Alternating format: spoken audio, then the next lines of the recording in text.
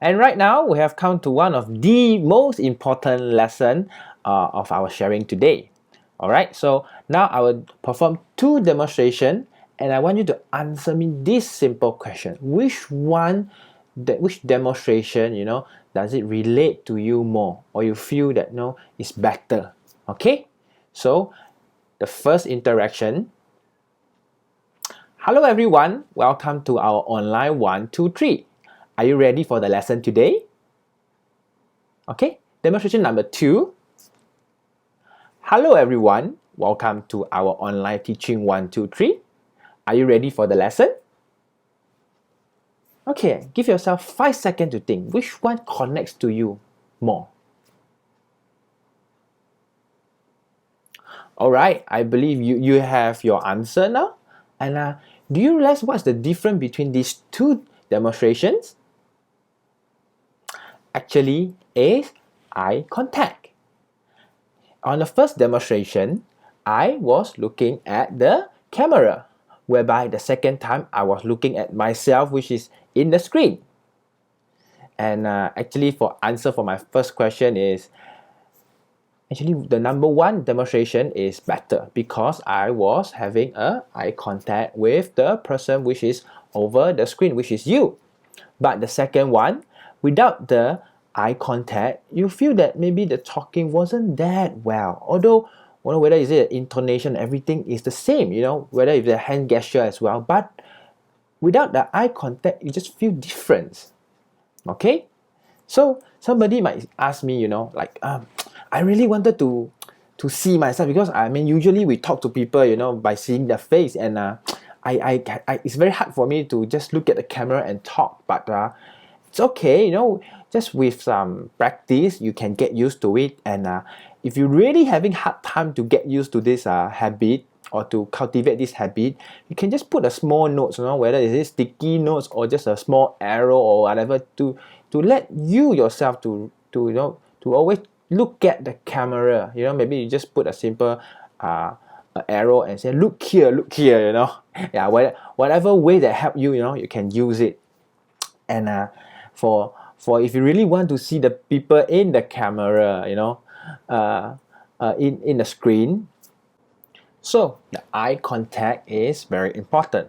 Not only that, it's very important to adjust our posture in front of the camera. The eye should be on the same level with the camera. Okay, so you won't look either too low or too high, because when you are looking from a very low angle, then you are looking up at the camera, it doesn't look good if people can see too much of your neck, or your chin.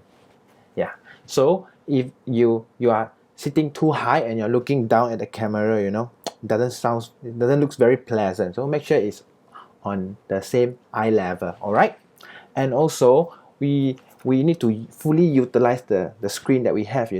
So it's very important for you to realize how big the space you can have, and you can move lah. Okay, so for example, we are leading like praise and worship. You are doing action, you want the kids to be involved as well. So always remind yourself that to move within the frame. For example, a song like ways of mercy, ways of grace. Although if it's normal, normally I would say ways of mercy, ways of grace. But if you really want them to see your action, it's very important to keep your action within the frame so that the kids can see it. All right. So besides the moving within the frame, we have to give ourselves some head space as well. Although we have to utilize the screen, but don't fill it all up. Leave just some space, on top, and also try to position yourself at the center. Okay, unless you are using the virtual background, which we'll talk later. All right. So I think, for example, my posture here and the percentage of me taking the screen is pretty good. Okay. And there are one more thing that's important. You can utilize the distance from the camera. Whether you move very far away or you get very close. Because it will give you different feelings. For example, if you want to act like you are talking something secret with them, you get closer and then, hey, let me tell you a secret. Don't tell anybody, okay? or very far, to feel the distance. Okay, and actually by being further from the camera, when you are not looking at the camera, actually it's not that obvious. For example, now I'm just looking at slightly lower than the camera, but it feels like as if I'm looking at the camera. But when you get closer, it will be very obvious, as now I'm not looking at the camera. It's very easy to notice. So you can also use the distance to help you, because sometimes people say I might need to look at notes when I'm teaching. So what should I do? What my suggestion for you is that you keep the notes on the top 1/3 of your screen. Okay, so you can look at it while giving the kids the impression that as if you are looking at the camera. Okay, and the other 2/3 maybe you can just put the zoom so you can see the faces of the other kids okay, when you're not teaching. Okay, so in summary, first one, eye contact is very important. Second, eye level, make sure it's on the same level with the camera. The third one, head space, give yourself some little space. Fourth, your body movement, move within the frame. Also, you can move front and back.